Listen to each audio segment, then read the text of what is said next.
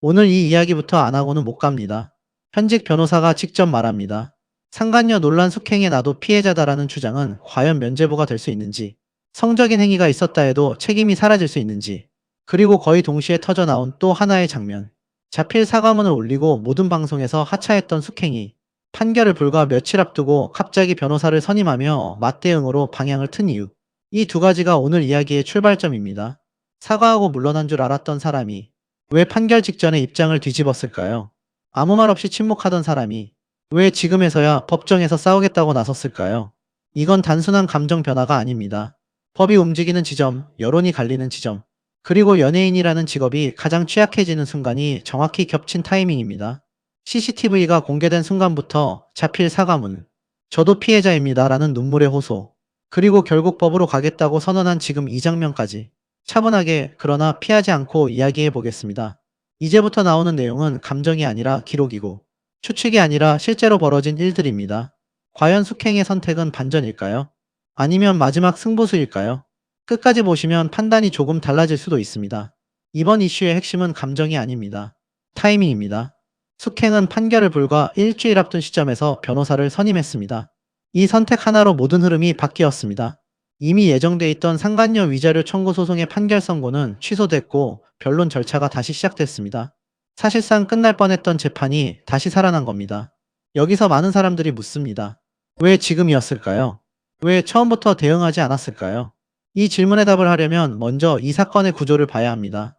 숙행은 소송이 제기된 이후 상당 기간 답변서를 내지 않았습니다. 법적으로는 가능하지만 현실적으로는 거의 쓰이지 않는 선택입니다. 연예인 사건에서는 더더욱 그렇습니다.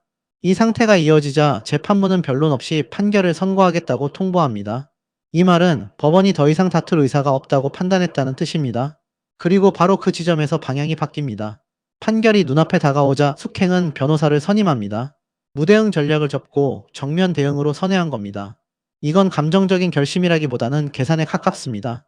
변론 없이 판결이 나올 경우 불리한 결과를 뒤집을 방법은 거의 없습니다. 반면 변호사를 선임하면 시간을 벌 수 있고 쟁점을 다시 세울 수 있습니다. 특히 이 사건은 위자료 청구액이 1억 원입니다. 통상적인 상간소송의 평균 범위를 넘어서는 금액입니다. 이 시점에서 숙행이 선택할 수 있는 길은 둘 중 하나였습니다. 그대로 판결을 받아들이거나 리스크를 감수하고라도 법리 싸움으로 끌고 가는 것. 숙행은 후자를 택했습니다. 그래서 이 변호사 선임은 단순한 태도 변화가 아닙니다. 패배 가능성을 인지한 뒤 최소한의 방어선을 치는 선택입니다. 여론을 되돌리기 위한 카드라기보다는 법정 결과를 바꾸기 위한 마지막 수단에 가깝습니다. 이 지점부터 이 사건은 도덕의 문제가 아니라 법의 문제가 됩니다. 그리고 바로 여기서 다음 질문이 이어집니다. 과연 숙행이 내세우는 나도 피해자다라는 주장은 법정에서 실제로 힘을 가질 수 있을까요? 지금부터 본인도 피해자라는 주장이 왜 나왔고 법적으로 어디까지 통할 수 있는지를 짚어보겠습니다. 숙행이 변호사를 선임하며 꺼내든 핵심 키워드는 분명합니다. 피해자. 감정적으로 보면 억울함의 표현처럼 들릴 수 있습니다. 하지만 법정에서는 전혀 다르게 작동합니다. 이 말이 통하느냐 마느냐는 공감이 아니라 조건의 문제입니다. 상간소송에서 가장 중요한 쟁점은 단 하나입니다. 혼인 관계가 실제로 파탄 상태였는가입니다. 법적으로 아직 이혼하지 않았더라도 실질적인 부부 공동생활이 이미 회복 불가능한 수준으로 깨져 있었다면 제3자의 책임이 인정되지 않을 수 있습니다. 이게 대법원 판례의 기본 구조입니다. 그래서 속았다 곧 이혼할 줄 알았다는 말은 그 자체로는 거의 힘이 없습니다. 법원은 말을 보지 않습니다. 정황을 봅니다. 별거가 실제로 오래 지속됐는지, 이혼 합의가 구체적으로 오갔는지, 가족이나 지인에게 이혼 사실이 공유됐는지, 생활비나 가족 행사가 어떻게 정리돼 있었는지, 이런 것들이 쌓여야 비로소 파탄으로 인정됩니다. 문제는 여기서 갈립니다. 상대 남성은 이혼을 전제로 별거 중이었다고 말합니다. 숙행 역시 그 말을 믿었다고 주장합니다. 하지만 법원은 믿었는가를 묻지 않습니다. 믿을 만한 객관적 근거가 있었는가를 묻습니다. 만약 법적으로 혼인 관계가 유지된 상태에서 배우자와의 생활이 계속 이어지고 있었다면 곧 이혼할 줄 알았다는 말은 방어 논리로서 매우 약해집니다. 또 하나 많은 사람들이 오해하는 지점이 있습니다. 숙행이 연예인이기 때문에 더 불리해질 것이라는 생각입니다. 이건 사실과 다릅니다. 상간소송에서 위자료 액수는 직업이나 인지도와 직접적인 관련이 없습니다. 외도의 기간과 정도, 혼인 파탄에 끼친 영향, 피해 배우자의 정신적 고통이 기준입니다. 유명인이라는 이유만으로 자동 가중되지는 않습니다. 다만 여기에는 현실적인 차이가 하나 있습니다. 법적 판단과 별개로 사회적 평가는 동시에 진행된다는 점입니다. 그래서 숙행에 나도 피해자다라는 말은 법정에서는 조건부 주장이고 여론에서는 도박에 가까운 발언이 됩니다. 동정을 얻을 수도 있지만 책임 회피로 보일 위험도 함께 안고 가는 선택입니다. 이제 흐름이 보입니다. 숙행이 변호사를 선임한 이유, 그리고 이 주장을 다시 꺼낸 이유는 연결돼 있습니다. 법적으로 싸울 여지가 있다고 판단했기 때문에 침묵을 깨고 전면에 나선 겁니다. 그렇다면 다음 질문은 자연스럽습니다. 그런데 왜 처음에는 이렇게까지 빠르게 사과하고 모든 걸 내려놓았을까요? 지금의 흐름만 놓고 보면 헷갈릴 수 있습니다. 법적으로 다퉈볼 여지가 있다면 왜 처음부터 싸우지 않았을까요? 왜 그렇게 빨리 사과하고 모든 방송에서 하차했을까요? 이 선택을 이해하려면 그 시점의 상황부터 봐야 합니다. 논란이 처음 터졌을 때 숙행이 마주한 건 법원이 아니라 여론이었습니다. JTBC 사건 반장 방송 이후 이름이 특정되기 시작했고 CCTV 장면이 확산되면서 상황은 시간 단위로 악화됐습니다. 이때 연예인이 선택할 수 있는 가장 빠른 대응은 사과입니다. 사과는 사실 인정의 수단이기도 하지만 동시에 확산을 멈추기 위한 장치이기도 합니다. 숙행에 잡힐 사과문은 이 공식에 충실했습니다. 구체적인 해명보다는 심려를 끼쳐 죄송하다는 표현을 앞세웠고 프로그램과 동료에게 피해를 주고 싶지 않다는 말을 반복했습니다. 법적 쟁점을 정리하려는 문장은 거의 없었습니다. 이건 전략적으로 보면 싸움을 미루는 선택입니다. 방송 하차 역시 같은 맥락입니다. 제작진이나 프로그램에 부담을 주지 않겠다는 메시지이자 동시에 여론의 관심을 낮추기 위한 행동입니다. 이 시점에서 숙행은 법적 승부를 생각하지 않았을 가능성이 큽니다. 목표는 하나였습니다. 지금 이 불을 최대한 빨리 끄는 것입니다. 그런데 이 선택에는 부작용이 따릅니다. 사과와 하차는 일단 상황을 진정시키지만 시간이 지나면 다른 해석이 붙기 시작합니다. 인정한 거 아니냐, 잘못이 있으니까 내려온 거 아니냐라는 시선입니다. 여론은 멈추지 않고 방향만 바꿉니다. 이 지점에서 숙행은 이미 뒤로 물러난 사람이 됩니다. 법적으로 싸우지 않겠다는 인상, 책임을 인정한 듯한 이미지가 굳어집니다. 그래서 이후에 나도 피해자다라는 말이 나왔을 때 일부 대중은 혼란을 느낍니다. 왜 이제 와서 다른 이야기를 하느냐는 반응이 나오는 이유입니다. 결국 정리하면 이렇습니다. 처음의 사과와 하차는 법적 판단 이전의 위기 관리였습니다. 지금의 변호사 선임은 법적 판단을 전제로 한 생존 전략입니다. 두 선택은 모순처럼 보이지만 서로 다른 국면에서 나온 결정입니다. 자필 사과와 방송 하차 이후 상황이 정리되는 듯 보이던 흐름은 한 번 더 뒤집힙니다.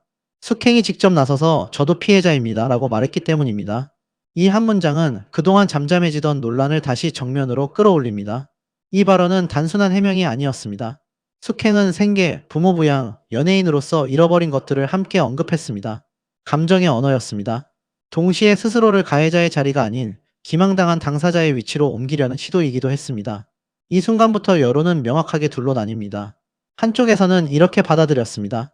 상대방의 말을 믿었고 뒤늦게 사실을 알았으며 그 대가로 모든 걸 잃었다는 주장에 공감이 간다는 반응입니다. 연예인이라는 이유로 과도한 비난을 받고 있다는 시선도 나옵니다. 이들에게 숙행은 무모했지만 악의적이지는 않은 인물입니다. 반대로 다른 쪽에서는 불편함이 터져 나옵니다. 이미 사과하고 하차한 상황에서 이제 와서 피해자를 자처하는 건 책임 회피처럼 보인다는 겁니다. 특히 저도 피해자다라는 말이 가장 큰 상처를 입은 사람은 따로 있다는 점을 지우는 것처럼 들린다는 반응이 적지 않았습니다. 이 지점에서 분노가 다시 살아납니다. 중요한 건 이 발언이 가져온 효과입니다. 숙행의 말은 여론을 회복시키지 못했습니다. 대신 논쟁을 재점화했습니다. 사과로 덮이던 국면이 다시 해명과 반박의 장으로 바뀌었습니다. 이때부터 숙행의 모든 선택은 이전보다 훨씬 더 계산적으로 보이기 시작합니다. 이 발언은 감정 표현이었지만 결과적으로는 전략의 일부가 됩니다. 왜냐하면 이 말은 이후 법적 대응과 정확히 연결되기 때문입니다. 나도 피해자다라는 프레임은 그대로 상간소송에서의 방어 논리로 이어집니다. 여론에서 던진 말이 법정에서 다시 반복될 준비를 하는 과정입니다. 그래서 이 시점은 중요합니다. 숙행이 단순히 울고 호소한 순간이 아니라 사과 국면에서 법적 다툼 국면으로 넘어가는 경계선이기 때문입니다. 그리고 이 전환 뒤에는 한동안 이어진 이상한 침묵이 등장합니다. 사과도 했고 눈물로 호소도 했습니다. 그런데 그 다음이 문제였습니다. 숙행은 상간소송이 본격적으로 진행되는 동안 상당 기간 아무 대응을 하지 않았습니다. 답변서도 없었고 공식 입장도 없었습니다. 이 침묵은 짧지 않았습니다. 이 선택은 법적으로는 가능하지만 현실적으로는 매우 드뭅니다. 특히 연예인 사건에서는 더 그렇습니다. 대부분은 초기에 강하게 부인하거나 아니면 변호사를 선임해 최소한의 입장 정리를 합니다. 하지만 숙행은 둘 다 하지 않았습니다. 사과 이후 그대로 멈춰 있었습니다. 이 공백이 길어지자 재판부가 움직입니다. 변론 없이 판결을 선고하겠다는 통보가 나옵니다. 이건 단순한 행정 절차가 아닙니다. 법원이 보기에는 다툴 의사가 없는 사건으로 보였다는 뜻입니다. 일반인이라면 모르겠지만 공개 이슈가 된 사건에서는 상당히 이례적인 흐름입니다. 이 시점에서 여론은 다시 요동칩니다. 이미 인정한 거 아니냐, 그래서 그냥 판결을 받으려는 거 아니냐는 해석이 퍼집니다. 숙행이 아무 말도 하지 않으니 사람들은 각자 빈칸을 채우기 시작합니다. 그리고 그 빈칸은 대부분 불리한 방향으로 채워집니다. 그런데 바로 이 지점에서 상황이 다시 뒤집힙니다. 판결을 코앞에 둔 시점에서 갑자기 변호사가 등장합니다. 소송 위임장이 제출되고 선고기일은 취소됩니다. 길게 이어진 침묵은 이 한 장의 서류로 단번에 끝납니다. 그래서 이 무대응 기간은 그냥 방치가 아닙니다. 결정이 미뤄진 시간입니다. 싸울지 말지, 어느 선까지 갈지 감당할 수 있는 리스크가 어디까지인지 계산하던 구간입니다. 그리고 그 계산의 결론이 바로 변호사 선임이었습니다. 이제 흐름이 더 분명해집니다. 사과와 하차, 눈물 호소, 그리고 긴 침묵. 이 모든 건 하나의 직선이 아니라 방향을 바꾸기 전까지의 유예 구간이었습니다. 그 끝에서 숙행은 선택했습니다. 그냥 끝내지 않겠다고요. 논란이 잠시 잦아드는 듯하던 시점에 불씨가 다시 살아납니다. 현역 가왕3 방송 때문이었습니다. 숙행은 이미 논란 이후 모든 프로그램에서 하차한 상태였습니다. 그런데 본선 1차전 방송에서 숙행이 대기석을 떠나 무대에 오르는 장면과 준비 과정 일부가 그대로 전파를 탔습니다. 물론 숙행의 노래 무대는 방송되지 않았습니다. 제작진은 시청자 정서를 고려해 무대를 편집했다는 자막과 함께 승패 결과만 간략히 전달했습니다. 경연의 맥락상 완전히 지울 수는 없었다는 설명도 덧붙였습니다. 하지만 시청자들의 반응은 단순하지 않았습니다. 한쪽에서는 이미 하차한 출연자가 왜 화면에 나오느냐는 불만이 터져 나왔습니다. 숙행 개인의 문제가 아니라 프로그램의 판단을 문제 삼는 목소리였습니다. 반면 다른 쪽에서는 대결 상대와 결과를 설명하려면 최소한의 등장은 불가피했다는 반응도 나옵니다. 제작진의 선택을 이해해야 한다는 입장입니다. 중요한 건 이 장면이 왜 다시 논란이 됐느냐입니다. 새로운 사실이 나온 것도 아니고 법적 판단이 달라진 것도 아니었습니다. 하지만 이 등장은 시청자들에게 하나의 신호로 읽혔습니다. 이 사건은 아직 끝나지 않았다는 신호입니다. 사과와 하차로 정리된 줄 알았던 이야기가 다시 현재 진행형으로 돌아온 순간입니다. 이때부터 여론의 피로감이 드러나기 시작합니다. 동정과 분노를 오가던 감정은 점점 짜증과 냉소로 바뀝니다. 또 이 이야기냐, 언제까지 이어지느냐는 반응이 늘어납니다. 논란의 성격이 도덕적 판단에서 감정 소모로 변한 지점입니다. 결국 이 편집 논란은 숙행 개인의 선택과는 별개로 사건의 수명을 연장시키는 역할을 합니다. 법적 공방이 진행 중이라는 사실을 다시 상기시키고 여론을 한 번 더 끌어올립니다. 그리고 이 모든 흐름의 끝에는 사람들이 결국 다시 떠올리게 되는 장면이 있습니다. 이야기를 아무리 앞으로 끌고 가도 결국 사람들은 이 지점으로 돌아옵니다. 사건 반장에서 공개된 CCTV 장면입니다. 새로운 정보는 없습니다. 이미 다 봤고 이미 다 알고 있습니다. 그런데도 이 장면은 계속 소환됩니다. 이유는 단순합니다. 이 사건에서 가장 직관적인 증거이기 때문입니다. 법은 문서를 보고 정황을 따지고 기준을 나눕니다. 하지만 대중은 다르게 판단합니다. 대중은 설명보다 장면에 반응합니다. 포옹과 입맞춤, 밀착된 동선. 이 영상은 복잡한 해명이나 법리를 단번에 밀어내는 힘을 가집니다. 그래서 숙행이 어떤 말을 하든 어떤 전략을 택하든 이 장면은 계속 따라붙습니다. 여기서 중요한 점이 하나 있습니다. 이 CCTV가 법적으로 모든 걸 결정하는 증거는 아니라는 사실입니다. 혼인 파탄 여부는 이 영상 하나로 결론 나지 않습니다. 하지만 이미지의 영역에서는 다릅니다. 법정에서는 다툴 수 있어도 여론에서는 이미 각자의 판단이 굳어져 있습니다. 그래서 숙행의 싸움은 구조적으로 불리합니다. 법적으로는 충분히 다툴 여지가 있어도 여론은 그 복잡한 과정을 기다려주지 않습니다. 변호사 선임은 법적 판을 다시 여는 데는 성공했지만 이 장면을 지우지는 못합니다. 이게 이 사건의 가장 냉정한 현실입니다. 이 논란이 길어지는 이유는 단순히 한 사람 때문이 아닙니다. 숙행을 둘러싼 감정은 사실 네 갈래로 흩어져 있습니다. 숙행, 유부남의 아내, 그리고 현역 가왕3 제작진까지. 네티즌들은 이 네 축을 각자 다른 온도로 바라보고 있습니다. 먼저 숙행을 향한 시선입니다. 가장 많은 반응은 여전히 차갑습니다. 사과했으면 끝까지 내려왔어야 한다. 왜 처음엔 아무 말 없다가 이제 와서 피해자 코스를 타느냐. 억울했으면 처음부터 싸웠어야지. 여론 보고 움직이는 것처럼 보인다. 이 말들에는 분노라기보다 실망과 피로감이 섞여 있습니다. 동시에 이런 말도 나옵니다. 상대가 거짓말을 했다면 숙행도 피해자일 수 있다. 연예인이라고 너무 많은 걸 요구한다. 법적으로 다툴 권리는 누구에게나 있다. 하지만 이 의견들은 아직은 소수입니다. 숙행에게 가장 부족해 보이는 건 동정보다 일관성이라는 평가가 지배적입니다. 다음은 유부남을 향한 시선입니다. 여기서는 오히려 의견이 비교적 단순합니다. 제일 큰 문제는 유부남인데 왜 제일 뒤로 빠져 있느냐? 말 바꾸고 책임 떠넘기고 제일 편한 자리에 있다. 숙행이든 아내든 둘 다 상처 입힌 사람은 결국 이 사람 아니냐? 이런 반응이 압도적입니다. 다만 일부에서는 이런 말도 나옵니다. 양쪽 모두에게 솔직하지 못했다면 그 역시 비난받아야 한다.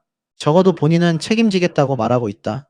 하지만 전반적으로 유부남을 향한 여론은 동정 없는 비판에 가깝습니다. 이 사건에서 가장 일관되게 비난받는 존재이기도 합니다. 그리고 유부남의 아내를 바라보는 시선은 또 다릅니다. 대다수는 공감 쪽에 가깝습니다. 가장 큰 피해자는 결국 아내다. CCTV를 공개할 수밖에 없었을 심정이 이해된다. 분노가 아니라 절박함으로 보인다. 이런 의견이 많습니다. 반면에 비판도 존재합니다. 사적인 문제를 방송으로 끌고 온 건 과했다. 상대가 연예인이라는 점을 이용한 것 아니냐. 아이와 가족에게도 상처가 될 수 있다. 즉, 아내를 향한 시선은 동정이 우세하지만 방식에 대한 논쟁이 따라붙는 구조입니다. 마지막으로 현역 가왕 3 제작진입니다. 여기서 여론은 다시 갈라집니다. 부정적인 의견부터 보면 이렇습니다. 하차한 출연자를 왜 굳이 화면에 내보냈나? 시청자 정서를 고려했다면서 정작 더 자극했다. 이슈를 이용한 것처럼 보인다. 제작진의 판단이 결과적으로 논란을 연장시켰다는 비판입니다. 반대로 이런 의견도 있습니다. 경연 프로그램 특성상 결과 설명은 필요했다. 완전히 지우면 오히려 왜곡이 된다. 편집은 할 수 있는 최대한의 선택이었다. 제작진을 이해하려는 시선도 분명 존재합니다. 결국 이 사건은 누군가 하나만 잘못해서 벌어진 일이 아닙니다. 각자의 선택이 각자의 타이밍에서 겹치며 커진 사건입니다. 사과는 늦었고, 침묵은 길었고, 대응은 갑작스러웠고, 편집은 애매했습니다. 그 결과 누구도 완전히 설득하지 못한 상태로 여기까지 왔습니다. 이제 남은 건 법원의 판단입니다. 하지만 네티즌들은 이미 말합니다. 법원 판결이 나오면 끝나는 문제는 아니다라고. 숙행이 정말로 피해자일 수 있는지, 유부남이 얼마나 책임을 질 것인지, 아내의 선택이 정당했는지, 제작진의 판단이 옳았는지, 이 모든 질문은 판결 이후에도 남을 가능성이 큽니다.